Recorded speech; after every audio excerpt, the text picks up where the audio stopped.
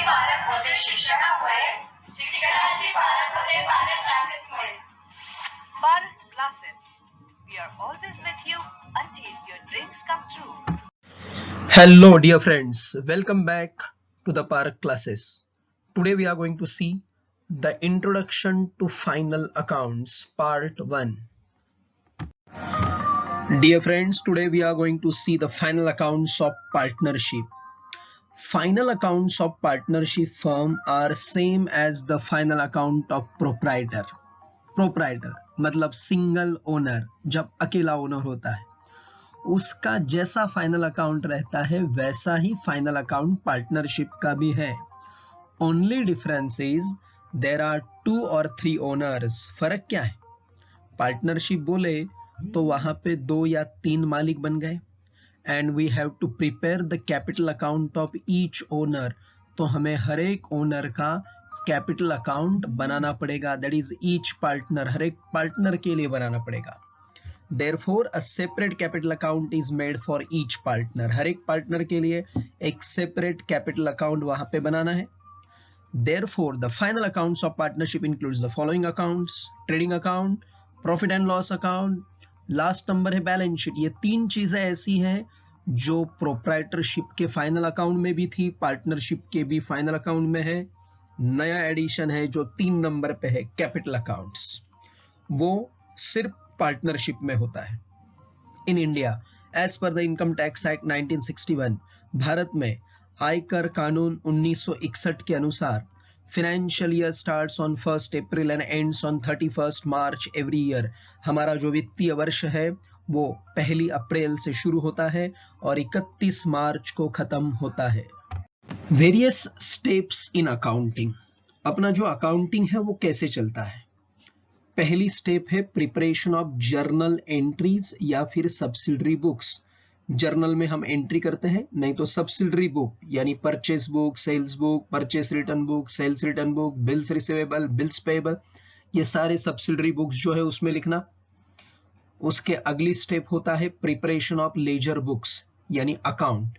हर एक चीज का अकाउंट बनाना, हर एक खर्च का, इनकम का अकाउंट बनाते हैं, वो होता है ledger. Preparation of trial balance considering the adjustment.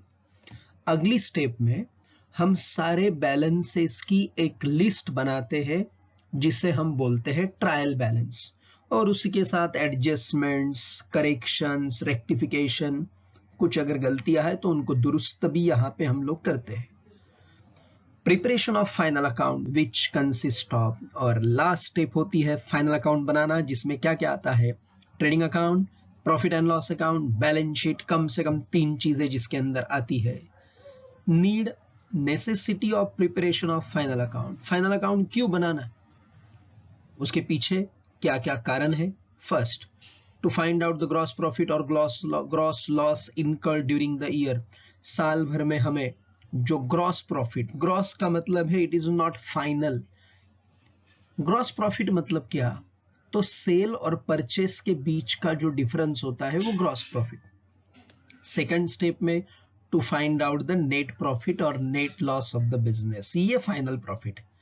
Gross profit में से जब हम सारे बाकी के खर्च, ऑफिस के खर्च, दुकान के खर्च, बिजनेस के खर्च माइनस करेंगे तो अंतिम प्रॉफिट मिलता है, that is net profit.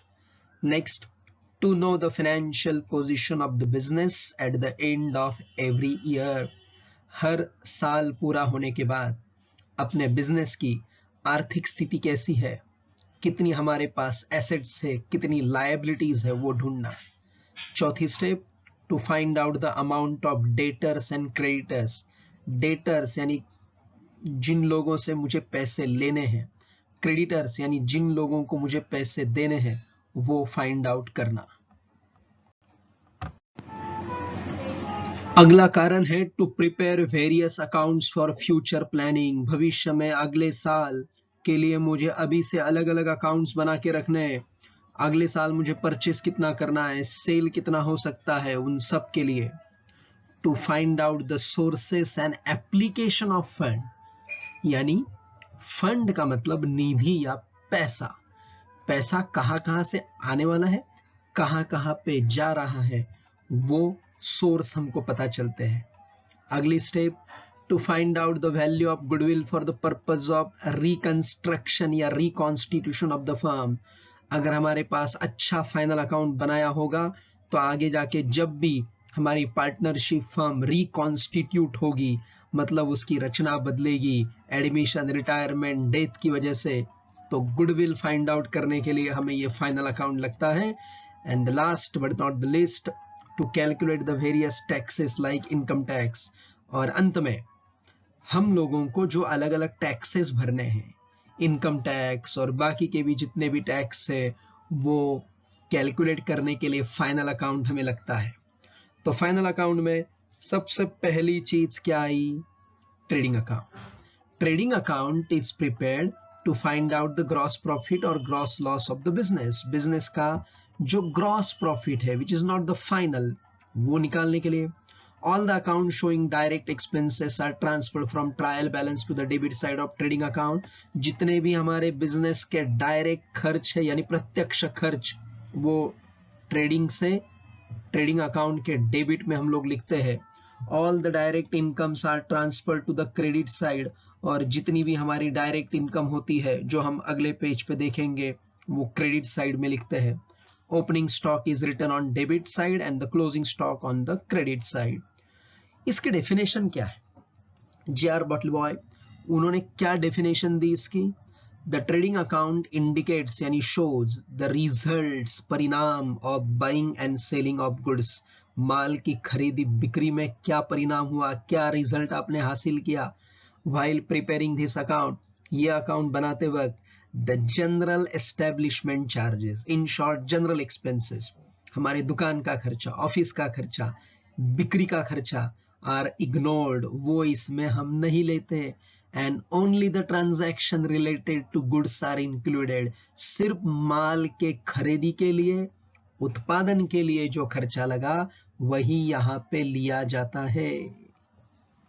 Trading में आने वाली पहली चीज direct income. Following are the direct incomes. Direct income कौन कौन सी है? सबसे पहली sale of goods, means all the cash sale and credit sale of goods. आप दुकान में से जो भी माल बिकते हैं, चाहे कैश यानी नगद रोख बिको या क्रेडिट उधार बिको, वो यहाँ पे सबसे पहली इनकम।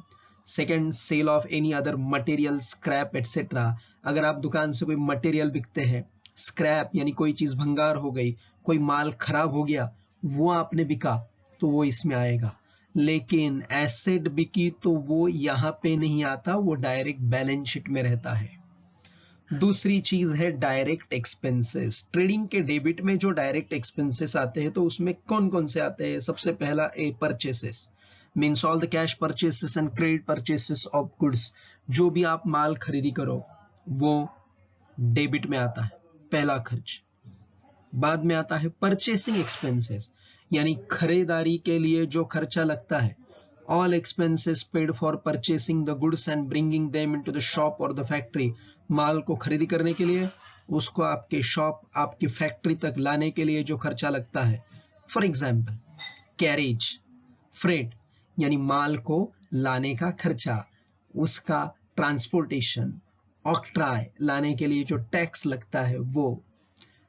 तीसरी चीज है factory and manufacturing expenses, means all the expenses paid for the production and the manufacture of goods into the factory। उत्पादन के लिए लगने वाले खर्च जिसमें वेजेस है, पावर ऊर्जा है, इलेक्ट्रिसिटी बिजली है, वाटर पानी का खर्चा है, that all comes under this direct expenses। Gross profit और gross loss. At the end of the year trading account is closed and the balance is find out। साल खत्म होने के बाद ट्रेडिंग अकाउंट क्लोज होगा, बैलेंस निकलेगा। If trading account shows a debit balance, that is debit side is more, अगर उसकी debit side बड़ी आ गई then it is a gross loss। But if trading account shows a credit balance, if the credit side is more then it is a gross profit। gross, ये gross क्या है? gross को हिंदी में सकल या कुल ऐसा बोलते हैं, मराठी में ढोबड़ ऐसा बोलते हैं। ये कुल मुनाफा है, ये अंतिम मुनाफा नहीं है। फाइनल अकाउंट में दूसरी चीज आती है profit and loss account. This is a nominal account. जैसे ट्रेडिंग अकाउंट नॉमिनल है, ये भी नॉमिनल है। All indirect expenses and losses are written on the debit side, सारे अप्रत्यक्ष खर्च और जो भी नुकसान है वो डेबिट में लिखते हैं। All indirect incomes and profits are written on the credit side, अप्रत्यक्ष जितनी भी हमारी आमदनी है, उत्पन्न है और नफे है वो क्रेडिट में लिखते हैं। Profit and loss account is prepare to find out the net profit और net loss of the business for the year, और ये अकाउंट बनाने के पीछे कारण है हमें हमारा अंतिम नेट फाइनल प्रॉफिट निकालना है। प्रॉफिट एंड लॉस अकाउंट की डेफिनेशन जो आर.एन. कार्टर इन्होंने दी, profit and loss account is an account into which all gains and losses are considered. जितने भी बिजनेस में साल भर में गेन यानी लाभ हुए, लॉस यानी नुकसान हुए, खर्च हुए, वो सब हम इसमें ध्यान में लेते हैं। In order to ascertain, ascertain means find, in order to यानी किसके लिए, the excess of gain over the losses और वाइस वर्सा, गेन ज्यादा है लॉस से या लॉस ज्यादा है गेन से, मतलब आपके टोटल गेन्स अपने खर्च से ज्यादा है या खर्च ज्यादा हो गए हैं, वो इससे हमें पता चलता है। Indirect expenses, all the expenses except, जो हमने ट्रेडिंग में देखे थे, purchasing expenses, factory expenses are indirect expenses. Trading account में जो लिखते हैं वो छोड़ के बाकी सारे indirect expenses. It includes number A selling expenses, बिक्री के लिए लगने वाला खर्च। All the expenses paid to sell the goods are selling expenses, माल बिकने के लिए जो भी खर्चा लगता है वो सेलिंग एक्सपेंसेस है। For example salesman salary, advertisement, carriage outward माल बाहर भेजने का खर्चा, फ्री सैंपल, सैंपल बांटने का खर्चा, डिस्काउंट जो हम देते हैं माल बिकते वक्त। नंबर बी ऑफिस एक्सपेंसेस, आपके कार्यालय के खर्च। All the expenses paid in office for day to day working, आपके नियमित खर्च जो लगते हैं आपके ऑफिस में।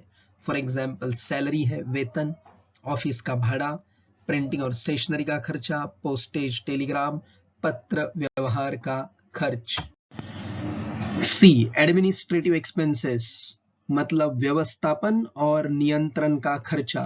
All the expenses paid to manage, व्यवस्थापन एंड एडमिनिस्टर, नियंत्रण द बिजनेस, जैसे मैनेजर का वेतन, ऑडिटर की फीस। Indirect income, sales is only direct income, दुनिया में डायरेक्ट इनकम एक ही होती है, sale of goods. Remaining all the incomes are indirect income, बाकी जितनी भी बची हुई इनकम्स है वो इनडायरेक्ट इनकम है। फॉर एग्जाम्पल इंटरेस्ट मिला, कमीशन मिला। नेट प्रॉफिट और नेट लॉस, नेट यानी अंतिम, शुद्ध, निव्वल। At the end of the year profit and loss account is close and net profit और net loss is find out. Close करने के बाद हमें मिलेगा नेट प्रॉफिट या net loss. If credit side is more then it is a net profit, if debit side is more then it is a net loss. Simple logic. Net profit is added or transferred to the credit side of partner's capital account, इससे आपका capital बढ़ेगा। On the other hand, if net loss, लेकिन अगर कभी net loss हो गया तो it is deducted, minus होगा या डेबिट साइड में लिखा जाएगा पार्टनर्स कैपिटल अकाउंट के, जिससे आपका कैपिटल कम होगा। तीसरी चीज आती है balance sheet. It is a statement not an account. Balance sheet ये एक पत्रक है, ये अकाउंट नहीं है। बैलेंस शीट को हम मराठी में ताळेबंद, हिंदी में तुलन पत्रक या आर्थिक विवरण पत्रक ऐसा बोलते हैं। Balance sheet is prepared to find out the financial position of the business at the end of the year. आपकी वित्तीय स्थिति कैसी है, आर्थिक परिस्थिति कैसी है, उसके लिए बैलेंस शीट बनाते हैं। Balance sheet is divided into two equal parts, दो पार्ट होते हैं, left and right. Left is called liability side, right is called asset side. Total of asset side, asset यानी मालमत्ता, संपत्ति, is always equal to total of liability side. Liability मतलब आपके sir पे जो जो देना है, देनदारों को जो पैसे देने हैं, दोनों की टोटल इक्वल होती है, बिकॉज हम यूज कर रहे हैं double entry book keeping system. Palmer defines balance sheet as the balance sheet is a statement on a particular date. ये एक पत्रक है, वो भी एक विशिष्ट तारीख को ही लागू रहेगा. 31 मार्च 2020 की बैलेंस शीट उसी दिन करेक्ट रहेगी, दूसरे दिन पोजीशन वापस चेंज हो जाएगी. Showing on one side the traders property and position, एक साइड में हम एसेट दिखाते हैं यानी आपकी प्रॉपर्टी, संपत्ति, पोजीशन, आपके ताबे में जो जो चीजें हैं, and on the other side the liabilities, और आपके ऊपर जो भी देना है वो दूसरे साइड में हम दिखाते हैं. अब हम देख रहे हैं इंपॉर्टेंट पॉइंट्स. फाइनल अकाउंट बनाते वक्त कौन सी चीजें याद रखनी है. पहला, each and every adjustment has to effects for the similar amount. Trial balance के नीचे जितनी भी एडजस्टमेंट दी होगी, हर एक के कम से कम 2 इफेक्ट होने चाहिए, क्योंकि कम से कम 2 होने दो. Double entry book keeping system. Second, each and every item from the trial balance will be included only once in the final account. लेकिन ट्रायल बैलेंस में जो चीज दी होती है वो सिर्फ एक बार लिखनी है. Either trading account, profit and loss account, balance sheet, या फिर वर्किंग सेक्शन में जो हम कैपिटल अकाउंट बनाएंगे उसके अंदर. Debit balances of trial balance will appear on the debit side. कहाँ कहाँ? आइदर ट्रेडिंग के डेबिट में, प्रॉफिट एंड लॉस के डेबिट में, या बैलेंस शीट की एसेट साइड में, क्योंकि asset means debit balances. Credit balances of the trial balance will appear on the credit side. Trial balance के क्रेडिट में जो भी बैलेंसेस होंगे वो क्रेडिट साइड में जाएंगे. किसके किसके? एक तो ट्रेडिंग अकाउंट के, नहीं तो प्रॉफिट एंड लॉस के, नहीं तो कैपिटल अकाउंट, या अंत में बैलेंस शीट की लायबिलिटी साइड में, because all liability shows credit balance. If the trial balance contains only trade expenses, the item will be shown on the debit side of the profit and loss account. अगर trial balance में trade expenses अकेला आया है तो वो profit and loss में जाएगा. याद रखने के लिए सिंपल, अकेले होंगे तो वो नीचे, नीचे यानी प्रॉफिट एंड लॉस, ऊपर यानी trading. If the trial balance contains trade expenses and also other items like sundry expenses, office expenses, general expenses और miscellaneous expenses, shortcut में OMGS, oh my god S, then the item trade expenses is shown on the debit side of the trading account. फिर trade expenses ऊपर जाएगा, ऊपर यानी trading में, और बाकी ये चारों में से जो भी आया होगा वो नीचे प्रॉफिट एंड लॉस में जाएगा. The adjustment for bad debts and provision for bad and doubtful debts, पैसा डूबा या डूबने की प्रोविजन हम कर रहे हैं तो should be affected, वो कब करनी है?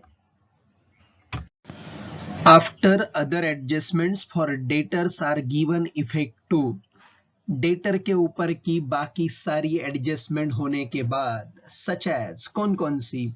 Unrecorded sales, drawings included in debtors, drawings treated as sales, bills receivable dishonored.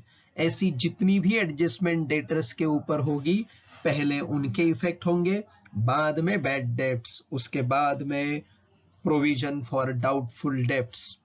Next, reserve for discount on debtors. अगर डेटर के ऊपर डिस्काउंट की एडजस्टमेंट दी है, शुड बी गिवन इफेक्ट, तो वो कब करनी? After the adjustment for bad debts and provision for bad and doubtful debts are made. मतलब पहले बाकी सारी एडजस्टमेंट, फिर बैड डेब्ट्स की एडजस्टमेंट, फिर प्रोविजन फॉर बैड डेब्ट्स या आरडीडी की एडजस्टमेंट, और अंत में reserve for discount on debtors, क्योंकि डिस्काउंट लास्ट में. वैसे ही reserve for discount on creditors. अगर क्रेडिटर्स के ऊपर डिस्काउंट की एडजस्टमेंट दी है, should be given effect, उसका परिणाम होगा after making all other adjustments concerning यानी relating to creditors, क्रेडिटर से संबंधित सारी एडजस्टमेंट होने के बाद. Next, if salaries and wages are given as separate item. अगर ट्रायल बैलेंस में सैलरी अलग दिया है और बाद में वेजेस अलग दिए हैं, wages are shown on the debit side of trading account क्योंकि वो डायरेक्ट एक्सपेंस है, while salaries are shown on the debit side of the profit and loss account क्योंकि वो इनडायरेक्ट खर्चा है।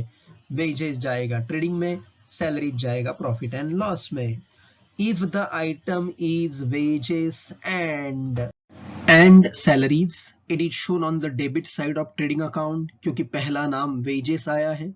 And if the item is salaries and wages, it is shown on the debit side of profit and loss account क्योंकि पहला नाम आया है salaries. जिसका पहला नाम उसी को मिलता है मान। वेजेस का पहला नाम आया तो ट्रेडिंग में जाएगा, सैलरीज का पहला नाम आया तो वो जाएगा प्रॉफिट एंड लॉस में। अगला point, closing stock should be taken at cost और market price whichever is less. अगर एडजस्टमेंट में क्लोजिंग स्टॉक की दो अमाउंट दी है तो दोनों में से जो छोटी होगी वो हमेशा लेना है। जो होगी छोटी वो लेंगे हम हरदम क्योंकि उतना तो मिलेगा कम से कम। नेक्स्ट, इफ अ मैनेजर और a partner is allowed commission, अगर आपके मैनेजर को या पार्टनर को हम कमीशन दे रहे हैं एट अ सर्टन परसेंटेज से 10% ऑन नेट प्रॉफिट, जितना नेट प्रॉफिट होगा उसका 10%, सच commission should be calculated in the following manner. तो कैसे कैलकुलेट करें? Depending upon how the commission is coated, कैसा दिया है एडजस्टमेंट में। दो टाइप हो सकते हैं। If it is on the net profit before charging such a commission, अगर वो कमीशन नेट प्रॉफिट पे है। कौन सा नेट प्रॉफिट? कमीशन देने से पहले का नेट प्रॉफिट। तो एकदम simple formula, commission is equal to rate of commission से 10% इनटू नेट प्रॉफिट। अगर नेट प्रॉफिट 1,10,000 है डिवाइड बाय 100, तो 10 इंटू 1,10,000 डिवाइड बाय 100, कमीशन बन गया 11,000। दूसरी case, if it is on the net profit after charging such commission, मतलब क्या? Net profit में से कमीशन माइनस होगा और जो नेट प्रॉफिट आएगा उस पे कमीशन कैलकुलेट होगा। तो ये कंपाउंड इफेक्ट हो गया। कमीशन पता नहीं तब तक माइनस नहीं कर सकते, जब तक नेट प्रॉफिट में से कमीशन माइनस नहीं होगा तब तक हम कमीशन नहीं निकाल सकते। तो इसके लिए हमने सिंपल फॉर्मूला कर दिया, क्या? Commission is equal to rate of commission into net profit upon 100। ये ऊपर जैसा ही है, सिर्फ एडिशन क्या है, नीचे 100 में plus rate of commission add हो जाएगा। यानी अगर 10% है तो ऊपर 10, नीचे 110 इंटू नेट प्रॉफिट, वो अपना था 1,10,000, तो यहां पे आएगा कमीशन 10,000। एकदम सिंपल। अगर बिफोर शब्द है तो नीचे सिर्फ 100, आफ्टर शब्द है तो नीचे 100 plus rate of interest. Got it? Next point, when the date of drawings are not given, अगर प्रश्न में ड्रॉइंग्स यानी पार्टनर ने, ओनर ने अपने घर खर्च के लिए जो पैसा लिया है उसकी डेट नहीं दी, interest on drawing should be calculated on average basis for 6 month. 6 महीने के लिए हम इंटरेस्ट निकालेंगे, ये हम पिछले वीडियो में भी देख चुके हैं। Next, if a partner introduce capital in the middle of the accounting year, अगर बीच में ही साल शुरू हुआ, 4 महीने हुए, 5 महीने हुए और पार्टनर ने बीच में कैपिटल डाला, और then interest on capital should be calculated on proportionate time period only। 4 महीने के बाद तुरंत डाला, मतलब साल खत्म होने तक 8 महीने हमने वो यूज किया, तो 8 महीने का इंटरेस्ट लगेगा। This complication is not expected at your standard 12th level। लेकिन 12वीं कक्षा में ऐसी एडजस्टमेंट नहीं आएगी, ज्यादा करके वो CA में आती है। नेक्स्ट, हिडन और सेल्फ एक्सप्लेनेटरी एडजस्टमेंट, छुपी हुई एडजस्टमेंट जो ट्रायल बैलेंस में ही होती है, are to be given effect even if there is no special instruction in the problem in this respect. Trial balance के नीचे कुछ भी नहीं दिया है, लेकिन ट्रायल बैलेंस के अंदर जो हिडन एडजस्टमेंट आती है उसके इफेक्ट हमको खुद देने हैं। जैसे ट्रायल बैलेंस में आया 2 years advertisement advertisement paid for 2 years, तो हमें 1 साल उसका प्रीपेड निकालना है. सैलरी फॉर 10 month, तो हमें 2 month की आउटस्टैंडिंग सैलरी निकालनी है. 10% इन्वेस्टमेंट, तो हमें इन्वेस्टमेंट के ऊपर 10% के रेट से इंटरेस्ट निकालना है. ये हो गए कुछ इंपॉर्टेंट पॉइंट. अंत में steps for solving the problem. Question solve करने के स्टेप क्या? Number 1, prepare the necessary accounts, trading, profit and loss, balance sheet, including the working note. Working note में बनेगा partners capital account. Second, place some mark, that is tick, on the trial balance items for external as well as internal adjustment. External जो specifically देते हैं नीचे trial balance के. Internal यानी hidden adjustment जो ऊपर हमने 14 नंबर पे देखा, उन सबको टिक करो. Third, go through trial balance items, हर एक आइटम को देखते जाओ and give only one accounting effect sequentially, और सीक्वेंस से एक एक लेके उसका एक इफेक्ट दो. फोर्थ, go through adjustment, अब एडजस्टमेंट शुरू करो. give 2 accounting effect, कम से कम 2 होने दो effect. Close ledgers in the working note. Working note में आपने जो लेजर बनाया है वो क्लोज करो, एक्सेप्ट कैपिटल. कैपिटल अकाउंट अभी नहीं क्लोज करना है. अगली स्टेप, फाइंड ग्रॉस प्रॉफिट यानी ट्रेडिंग अकाउंट क्लोज करने के बाद में बनेगा net profit. P&L account close करो, नेट प्रॉफिट निकालो and transfer that net profit to the individual capital account. हर एक पार्टनर के कैपिटल में उसका प्रॉफिट ऐड करो. अगली step, find the closing balance in the capital. Capital का क्लोजिंग बैलेंस निकालो, transfer it to the balance sheet, उसे बैलेंस शीट में लेके जाओ. और last step, tally the balance sheet. Balance sheet की दोनों साइड की टोटल इक्वल आ गई, आपका टैली हो गया. Now you will get 100% marks. All the best.